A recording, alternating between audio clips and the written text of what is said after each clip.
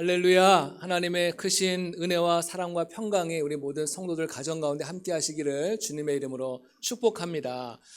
오늘은 2025년도에 이제 마지막 주일 예배를 하나님께 올려드리고 있습니다. 지난 1년 365일 우리와 함께 하신 하나님의 은혜와 사랑을 감사하고 또 예배로 하나님께 영광을 올려드리는 우리 모두에게 하나님께서 크신 은혜 주실 줄로 믿습니다.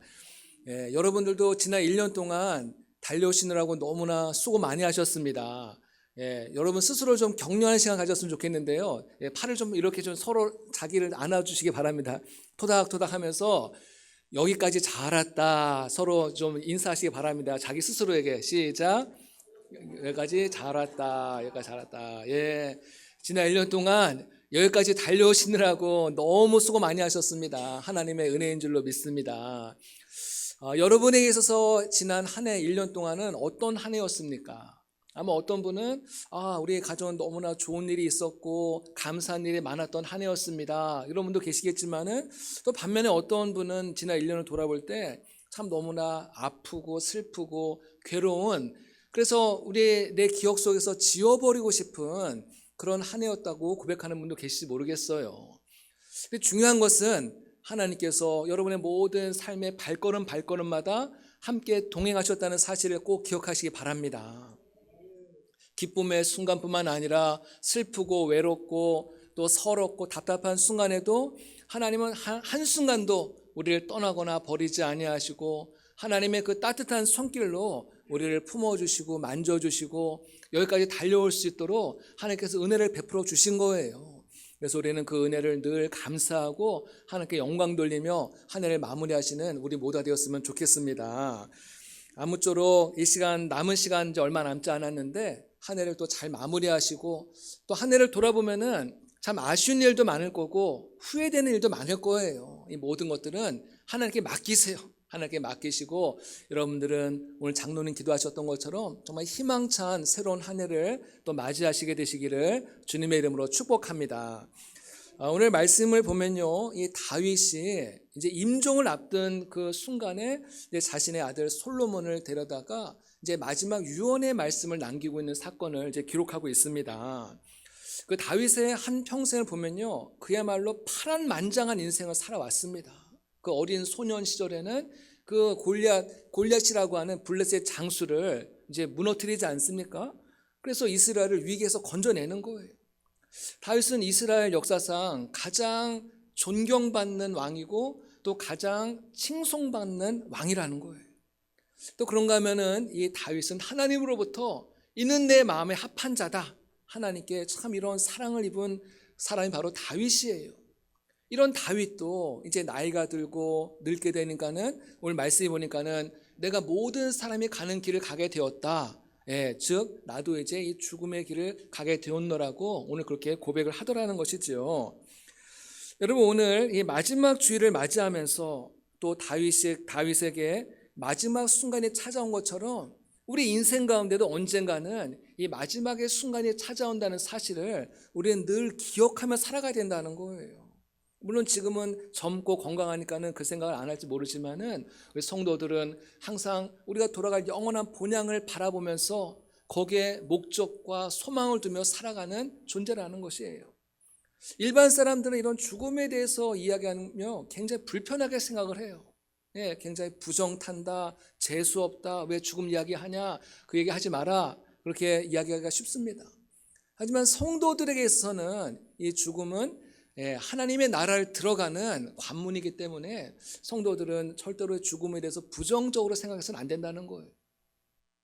일평생 복음을 전하다가 이제 생을 마감한 사도 바울은 이 죽음 앞에서 참 굉장히 당당했던 모습을 보게 됩니다. 우리 디모데후서 4장 7절 8절 말씀 같이 한번 읽어보실까요?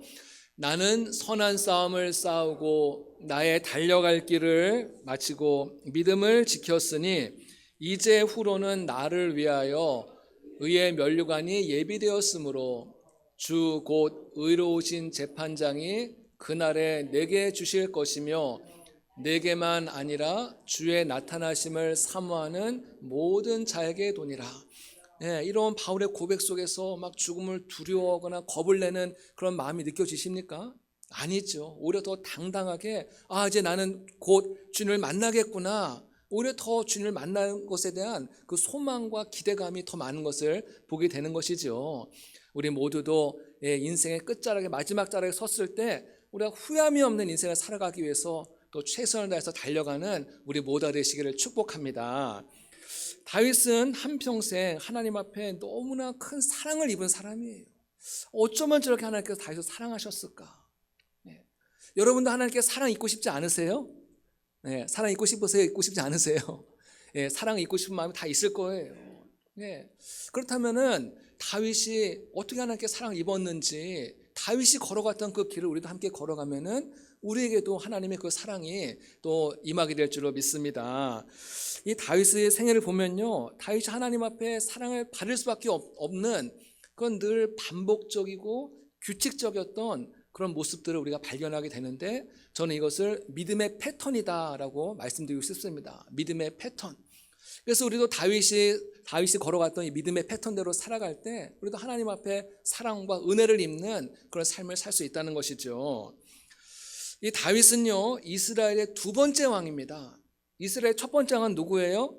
사울 왕이죠. 사울. 그런데 이 다윗은 왕이 된 이후에 사울 왕으로부터 어떤 것도 물려받은 것이 없어요. 사울이 그렇게 다윗을 미워하고 죽이려고 했기 때문에 다윗은 어떤 것도 물려받지 못했고 오히려 골치 아픈 문제들만 물려받은 것이죠. 그러니까 다윗은 왕이 된 이후에 모든 것을 처음부터 다시 시작해야 되는 그런 상황이 된 것입니다. 어느 누구에게 물어볼 수도 없고 의논할 수도 없고, 그러니까 다윗은 하나님 앞에 기도하면서 이 나라를 하나하나씩 세워가더라는 것이죠.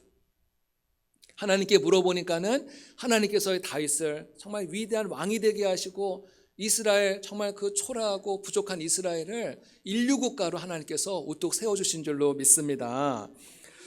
그러나 아무리 이렇게 위대한 왕이라 할지라도 때가 되면 늙기 마련이고 또 인생의 황혼이 찾아오는 거예요. 그래서 다윗은 그가 임종을 앞둔 시점에서 자신의 아들 솔로몬을 데려다가 이제 마지막 유언의 말씀을 지금 남기고 있다는 것이죠. 여러분, 이 솔로몬이 왕위 오를 때의 나이는 약 20살로 이제 추정을 하고 있습니다. 아직 왕의 그 사명을 감당하기에는 아직 좀 어리기도 하고 미숙하기도 한 그런 나이 아니겠습니까? 그러니까 다윗이 볼 때도 걱정이 되는 거예요. 이 왕의 자리를 얘가 감당할 수 있는 그런 역량이 될까? 좀 걱정이 많이 됐던 것 같아요. 여러분, 이 왕의 자리는요, 모든 사람이 다 주목하는 자리 아닙니까? 다 왕이 어떻게 말하나, 어떻게 행동하나, 그걸 다 모든 백성들이 다 주목하고 있는 거예요. 수많은 사람들의 입방아에 오르내릴 수 있는 자리가 바로 이 왕의 자리 아니겠습니까? 왕이 오늘 이런 말을 했대. 왕이 이런 것도 모른대. 왕이 누구는 굉장히 아끼고 사랑하고 누구는 별로 좋아하지 않나 봐. 이런 수많은 말들이 오고 가니까요, 배견할 수가 없는 거예요. 또 특별히 다윗에게는 솔로몬 이외에도 여러 아들들이 있었습니다. 이 여러 아들들이 이제 물론 본인도 자격이 안 되지만은 그래도 왕자니까는 혹시 내가 왕이 될 수 있지 않을까? 아버지가 돌아가시면은 혹시 내가 왕이 될 수 있지 않을까? 한번 꿈은 꿔볼 수 있지 않겠습니까? 다 이제 그런 기대들이 있는 거예요. 근데 그 모든 아들들을 다 제치고 솔로몬이 왕이 되니 다른 그 왕자들이 얼마나 시기하고 질투하는 마음들이 많았겠습니까? 쟤는 뭔데 제가 왕이 되는 거야? 이러면서 아마 솔로몬을 끌어내리려고 하고 또 눈에 보이지 않는 그런 많은 권력의 다툼과 암투들이 아마 많이 있었을 것입니다. 지금은 아버지가 살아 계시니까는 숨죽이고 있지만은 아버지가 돌아가시기만 해봐라, 가만두지 않을 거야, 이러면서 아마 칼을 갈고 있는 그런 형제들도 있지 않았겠습니까? 다윗도 다 아는 거예요. 지금 어떤 분위기가 어떤 건지 다 아는 거예요. 그러니까 다윗이 굉장히 마음이 걱정도 되고, 저 젊은 저 어린 솔로몬이 이 모든 것을 다 감당할 수 있을까, 그것이 걱정이 많이 되지 않았겠습니까? 근데 결론적으로 다윗은 하나님께 맡기기로 합니다. 하나님께 맡기는 거예요. 다윗은 자기가 이제 늙었는데 할 수 있는 게 아무것도 없잖아요. 자기는 이제 곧 하나님께 돌아가야 되는데 할 수 있는 게 없기 때문에 하나님께 기도하면서 이 아들을 주님께 맡깁니다. 그래서 그 솔로몬을 불러다가 이 다윗이 이제 유언을 하는 거예요. 다윗은 자신의 수많은 재산과 권력을 물려주는 것이 아니라 믿음을 물려줬다는 것입니다. 유대인의 지혜서인 탈무드에 보면요, 이런 말이 있습니다. 어리석은 사람은 자녀에게 재산을 남기고 양식 있는 사람은 자녀에게 지식을 남기고 지혜로운 사람은 자녀에게 신앙을 남긴다. 오늘날 많은 부자들이 자녀들에게 이제 막대한 재산을 남겼는데 그것 때문에 자녀들이 타락하고 마약을 하고 완전히 인생이 망치는 자녀들이 많지 않습니까? 진짜 지혜로운 부모라고 한다면은 막대한 재산이 아니라 믿음의 유산을 남겨주는 부모가 진짜 지혜로운 이제 부모라는 거예요. 다윗은 오늘 솔로몬에게 이제 유언의 말씀을 남기는데요. 어떤 유언을 남기느냐? 우리 3절 말씀에 이렇게 되어 있습니다. 제가 읽어드리겠습니다. 내 하나님 여호와의 명령을 지켜 그 길로 행하여 그 법률과 계명과 율례와 증거를 모세 율법에 기록된 대로 지키라. 그리하면 내가 무엇을 하든지 어디로 가든지 형통할지라. 이 말씀을 남기는 거예요. 너 왕이 됐다고 해서 너 절대로 목에 힘주면 안 된다. 너 흥청대지 마라. 막 여자들하고 놀아나고 술 마시고 그렇게 함부로 살지 마라. 너 내가 걸어온 길도 다 보지 않았느냐. 내가 걸어간 말씀대로 살아가고 하나님을 경외하며 살아가기만 하면은 하나님께서 너의 모든 왕위를 견고하게 할 것이고 형통하게 할 것이고 너를 도와줄 것이고 너와 함께 할 것이다. 다윗이 지금 그 유언의 말씀을 이 솔로몬에게 남기고 있다는 거예요. 여러분 사실 오늘 이 다윗의 유언의 말씀은요, 다윗으로부터 400년 전에 하나님께서 여호수아에게 주셨던 말씀과 동일한 말씀이라는 거예요. 여호수아서 1장 8절 말씀에 하나님께서 여호수아에게 주신 말씀인데요. 함께 같이 읽어보겠습니다. 이 율법책을 내 입에서 떠나지 말게 하며 주야로 그것을 묵상하여 그 안에 기록된 대로 다 지켜 행하라. 그리하면 내 길이 평탄하게 될 것이며 내가 형통하리라. 같은 말씀이죠. 여러분 사실 기억하시는 분이 계실지 모르겠지만요. 이 말씀, 오늘 이 여호수아 1장의 말씀은 제가 2025년 시작하면서 1월 첫째 주일에 전해드렸던 말씀입니다. 아마 기억하신 분이 거의 없는 것 같습니다. 하나님 말씀으로 한 해를 열었는데 또 한 해를 마무리할 때도 말씀으로 한 해를 이제 마무리하고 있는 것이죠. 여러분 그 이스라엘의 지도자였던 모세가 죽고 여호수아가 새로운 지도자로 등극했을 때 여호수아의 마음은 참 굉장히 두렵고 불안한 마음이 있었어요. 여러분 전임자가 너무 훌륭하게 모든 일을 하면요 후임자가 굉장히 부담스러운 거예요. 사람들이 자꾸 비교하잖아요. 전임자는 더 훌륭하게 잘했는데 후임자는 왜 저렇게 잘 못해? 이러면서 자꾸 비교하기 때문에 얼마나 마음에 부담이 되겠어요. 그래서 여호수아 1장 말씀을 읽어보면은 하나님께서 여호수아에게 계속 반복적으로 주신 말씀이 있는데 강하고 담대하라. 이 말씀을 계속 반복해서 주세요. 두려워하지 말라, 놀라지 말라 말씀하는 거예요. 왜 그러겠어요? 여호수아가 지금 굉장히 두려워하고 놀라고 있기 때문에 하나님께서 여호수아를 자꾸 격려하는 거예요. 야, 너 걱정하지 마. 네가 모세처럼 내 말만 잘 들으면은 내가 모세와 함께 있었던 것처럼 내가 너와 함께 할 것이야. 너를 도와줄 것이야. 걱정하지 마. 걱정하지 마. 하나님께서 계속 여호수아를 이렇게 격려하고 있는 거예요. 이 말씀이 지금 400년이 흐른 지금 솔로몬에게도 지금 동일하게 주어진 말씀이라는 거예요. 솔로몬도 이제 왕이 되었는데 나는 아직 너무나 어리고 너무 경험도 부족하고 너무나 부족한데 내가 과연 잘할 수 있을까? 아버지가 그동안 나의 울타리가 되어주고 나의 든든한 백이 되어주셨는데 아버지 이제 돌아가시면 나 어떻게 살아? 나 혹시 백성들에게 미움받고 쫓겨나면 어떡하지? 아마 별의별 걱정이 다 있었을 거예요. 이런 마음을 잘 알기에 아버지 다윗은 솔로몬에게 이 말씀을 통해서 계속해서 믿음을 심어주고 용기를 심어주고 계속해서 이제 하나님이 함께 하시는 것을 약속하고 있는 것이죠. 여러분 이 유언이라는 것은요 그 사람이 한평생을 살아가면서 가장 마지막에 남기는 말이 바로 유언 아니겠습니까? 그러니까 그 사람의 마음 깊은 곳에 있는 가장 깊은 곳에 있는 어떤 진실된 그런 마음들 또 엑기스와 같은 말이 바로 유언 속에 다 지금 녹아져 있는 거예요. 오늘 이 말씀 속에서 다윗이 그동안 어떻게 살아왔는지를 우리는 여기서 엿볼 수 있는 것이죠. 여러분 다윗은 지금까지 수많은 위기와 환난 속에서도 어려움 속에서도 저 다윗은 이제 끝났구나. 쟤는 이제 더 이상 소망이 없구나 하는 그런 상황 속에서도, 망한 것 같은 상황 속에서도 다윗은 다시 막 잡초처럼 다시 살아나는 거예요. 불사조처럼 죽었는 것 같은데 다시 또 살아나는 거예요. 그 비결이 어디에 있느냐? 바로 다윗이 사람을 의지하는 것이 아니라, 어떤 권력을 의지하는 것이 아니라 다윗이 하나님을 의지하고 말씀을 붙잡았기 때문에 그는 수많은 위기와 고난 속에서도, 망한 것 같은 상황 속에서도 다시 일어나는 믿음의 사람이 된 줄로 믿습니다. 우리가 매일 하나님의 말씀을 묵상하고 또 말씀을 마음에 새기며 살아갈 때 그 말씀이 우리의 인생의 길을 인도하는 거예요. 그 말씀이 우리의 인생을 사로잡는 거예요. 우리는 하나님의 말씀에 사로잡힐 때 그 말씀이 우리의 가는 길을 인도하고 우리를 모든 위험에서 지켜주고 보호하고 함께하는 줄로 믿습니다. 특별히 말씀의 인도를 받으며 살아가면요, 우리는 모든 것을 믿음으로 해석할 수 있는 그런 믿음의 눈이 열리기 시작한다는 거예요. 여러분, 다윗은 자신이 어려운 순간이 올 때마다 모든 사건을 믿음으로 바라볼 수 있는 능력이 굉장히 탁월했던 사람입니다. 수많은 인생의 복잡한 문제들, 어려운 문제들을 다 믿음으로 풀어내는 거예요. 하나님이 도와주시니까는 그 모든 문제들을 넉넉히 풀어내고 또 믿음의 챔피언이 된 것이죠. 여러분, 그래서요, 우리는요, 인생의 모든 문제들을 어떻게 바라보고 어떻게 해석하냐에 따라서 그 결과가 완전히 달라진다는 사실을 알아야 된다는 거예요. 세계적인 정신분석학자 칼 매닝거 박사는 이런 말을 했습니다. 태도는 사실보다 더 중요하다.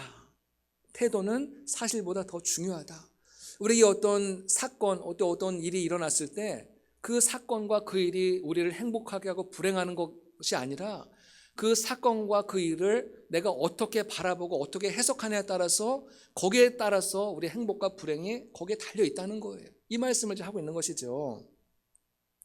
우리가 살아가는 동안에 좋은 일을 만날 수도 있지만 또 좋지 않은 일을 만날 수도 있습니다. 우리가 갑자기 경제적으로 어려워진다든지, 또 건강이 안 좋아진다든지, 직장에서 해고를 당한다든지, 또는 자녀들이 문제를 일으킨다든지, 이 많은 수많은 가지 이제 문제들을 우리가 경험하며 살아가게 되는데, 이 문제를 어떻게 해석하느냐, 이것을 긍정적으로 바라보느냐, 부정적으로 바라보느냐, 그것을 또 희망적으로 바라보느냐, 절망적으로 바라보느냐, 이것을 믿음의 눈으로 바라보느냐, 또 불신의 눈으로 바라보느냐에 따라서, 거기에 따라서 우리의 모든 행복과 불행이 달려 있다는 거예요. 토마스 칼라일이라는 분이요, 이런 말을 했는데요. 우리가 인생을 살다 보면은 이제 수만 가지 돌을 만난다는 거예요. 수만 가지 돌을 만나는데, 인생을 부정적으로 바라보는 사람은 그 돌에 걸려 넘어질 때, 저 돌이 나에게 걸림돌이다라고 생각한다는 거예요. 하지만 인생을 긍정적으로 바라보는 분은 똑같은 돌을 만나도 저 돌은 나의 인생의 디딤돌이다라고 생각한다는 거예요. 디딤돌이구나, 나의 기회구나 생각한다는 거예요. 대부분의 사람들은 이 돌들을 걸림돌로 생각하고 그 돌 때문에 원망하고 불평하고 남을 탓하고, 내가 이렇게 잘못된 거는 부모 탓이야, 배우자 탓이야, 이러면서 자꾸만 누군가에게 책임을 전가한다는 거예요.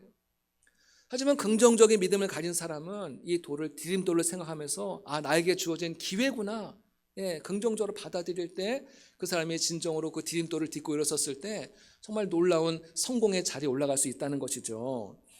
여러분, 다윗도 보면요, 수많은 돌들을 만났습니다. 골리앗이라는 돌을 만나기도 하고, 또 사울왕이라고 하는 정말 감당하기 어려운 그 큰 돌을 만나기도 하죠. 또 다윗을 죽이려고 하는 수많은 원수들을 만나기도 하고, 또 나중에는 그가 왕이 되었을 때는 그 아들 압살롬이 또 다윗을 죽이려고 막 달려들지 않습니까? 수많은 돌들을 만나는 거예요. 우리가 볼 때는 그 모든 돌들이 다 걸림돌이죠.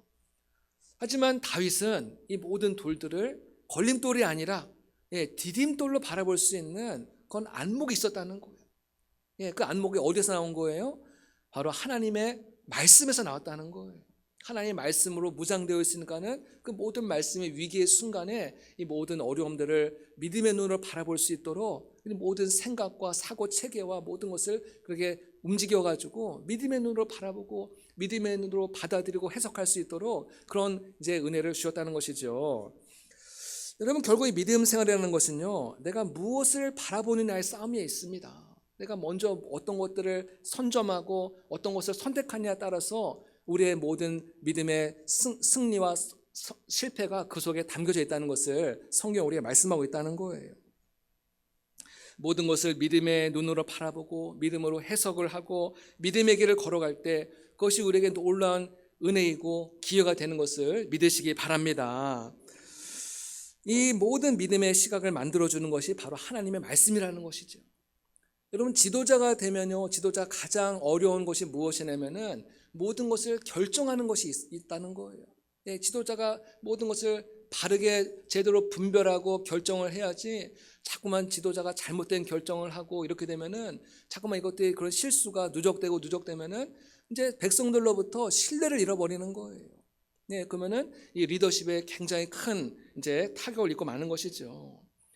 그래서 지도자들은 항상 신중하게 결정을 잘 해야 되는데, 결정을 잘하기 위해서는 이제 지혜와 분별력이 있어야 된다는 거예요. 이 지혜와 분별력을 길러주는 것이 바로 하나님의 말씀인 줄로 믿습니다. 하나님의 말씀이에요. 여러분, 미국에서 한때 언론의 제왕으로 불렸던 루퍼트 머독이라는 분이 있습니다. 이분이 미국 전체 언론을 쥐락펴락할 정도로 아주 굉장히 영향력이 있는 사람이었거든요. 근데 이 머독이라는 분이 이제 한 여인에게 이제 마음을 빼앗기면서 이제 같이 잘 살고 있던 아내를 버리고 이제 새 아가씨를 이제 아내로 맞이한 거예요. 이 여인의 이름은 웬디 덩이라는 이름을 가진 중국 여성인데, 이분과 이제 재혼을 해가지고 이제 살게 되는 거예요. 근데 나중에 알고 보니까요, 이 여인은 어떤 여인이었냐면은 중국에서 심어놓은 스파이였다는 거예요. 스파이였다는 거예요. 중국에서 아주 유능한 여성을 아주 훈련을 시켜가지고 미국의 명문 대학에서 공부하게 하고, 또 의도적으로 머독에게 접근을 해가지고 이제 결혼을 하게 하고, 언론의 왕이니까 얼마나 미국의 중요한 정보들을 얼마나 많이 알고 있겠어요. 그래가지고 그 많은 정보들을 빼돌려가지고 중국에 넘겨다주는 이제 그런 스파이 역할을 했었다는 것이죠. 정말 영화에서나 나올 법한 그런 일이 발생한 겁니다. 여러분, 성도들은 항상 깨워서 기도해야 됩니다. 우리가 잘못된 선택을 하지 않도록. 그 잘못된 선택이 우리의 인생을 망하게 하고 온갖 부끄러움과 수치를 당하게 하는 그런 결정적인 잘못된 선택을 할 수가 있다는 것이죠. 그래서 우리 잠언 3장 5절 6절에 보니까요, 이런 말씀이 있습니다. 같이 한번 읽어보겠습니다. 너는 마음을 당하여 여호와를 신뢰하고 내 명철을 의지하지 말라. 너는 범사의 그를 인정하라. 그리하면 내 길을 지도하시리라. 아멘. 너의 명철, 너의 지식과 너의 경험을 의지하지 말고 하나님을 의지하라는 거예요. 하나님을 의지하는 것이 뭐예요? 우리가 말씀대로 살아가는 것이죠. 요즘 이제 뉴스를 보면요, 지금 이제 큰 이제 이슈가 또 이제 생겼는데, 우리 많은 정치인들이 신천지라든지 통일교로부터 이제 금품을 받은 것 때문에 지금 특검을 해야 된다. 막 이거 지금 아주 큰 이슈가 되고 있습니다. 이 정치인들이 그 이단들이 세력이 워낙 크니까는 그 유혹을 뿌리치기 어려운 거거든요. 그래서 이제 그것들을 그냥 생각 없이 받았는데, 이것이 지금 그들의 정치 인생에 굉장히 큰 위협이 되는 요소가 되고 말았다는 것이에요. 우리 성도들은 잘 분별할 줄 알아야 된다는 거예요. 내가 손을 잡아야 될 사람과 손을 잡지 말아야 될 사람에 대해서 분별을 잘 해야지, 아무하거나 손을 잡다가 그것 때문에 나중에 큰 어려움을 당하고 낭패를 당하고 한평생 쌓아 올렸던 우리 모든 또 재산이라든지 명예라든지 이런 것이 한순간에 무너질 수 있기 때문에 우리는 항상 모든 면에서 신중하고 바른 분별력을 가지고 살아가야 될 줄로 믿습니다. 그래서 이런 분별력을 우리에게 길러주는 것이 바로 하나님의 말씀이다. 그걸 말씀드리는 거예요. 다윗이 이 믿음의 비결을 아들에게 전수한 거예요. 그래서 솔로몬은 다윗이 물려준 이 믿음의 이 유산을 잘 마음에 새기고, 그의 이제 집권 초기에는 말씀대로 나라를 운영하는 거예요. 그랬을 때 그 나라가 견고해지고 든든해지고 하나님께서 이 솔로몬을 막 도와주시고 밀어주지 않습니까? 이 솔로몬이 한평생을 이 아버지의 유언대로 살았다면 얼마나 좋았겠어요. 근데 시간이 지나면서 솔로몬이 점점 말씀에서 멀어지고 하나님부터 멀어지면서 이스라엘이 점점 쇠락의 길을 걸어가기 시작했다는 것이죠. 그래서 결국 솔로몬의 아들 르호보암 왕 때는 결국은 이스라엘이 남유다와 북이스라엘로 완전히 또 쪼개어지는 그런 또 아픔을 겪고 말한 것입니다. 여러분, 과거나 지금이나 우리가 붙잡아야 될 것은 오직 하나님의 말씀인 줄로 믿습니다. 그 말씀대로 살아가기만 하면은 하나님께서 광야에서도 길을 내시고 사막에서도 강을 내시는 하나님의 놀라운 기적의 역사를 우리 모두가 눈으로 보게 될 줄로 믿습니다.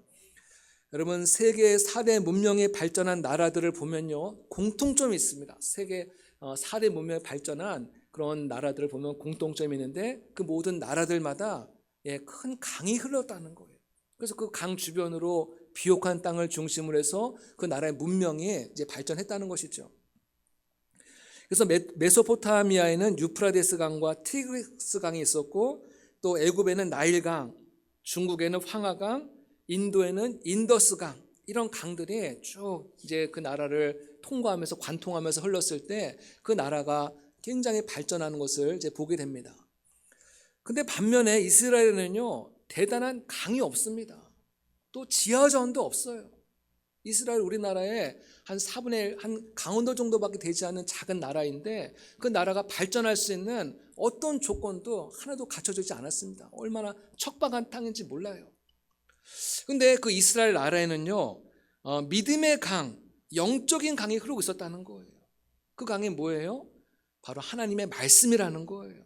말씀의 강이 그들의 마음속에 흘러가니까는 모든 4대 문명의 이 발생지들은 지금은 다 쇠락하고 퇴락하고 말았지만은 이 이스라엘만은 지금도 유일하게 살아남게 되었다는 것입니다. 할렐루야.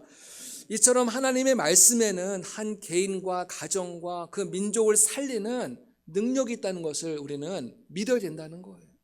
말씀이 위대한 정치가를 만들고, 말씀이 위대한 기업인을 만들고, 말씀이 위대한 예술가를 만들고, 말씀이 우리를 위대한 사람으로 만들어 간다는 것이죠. 그 말씀 우리는 붙잡아야 되는 거예요.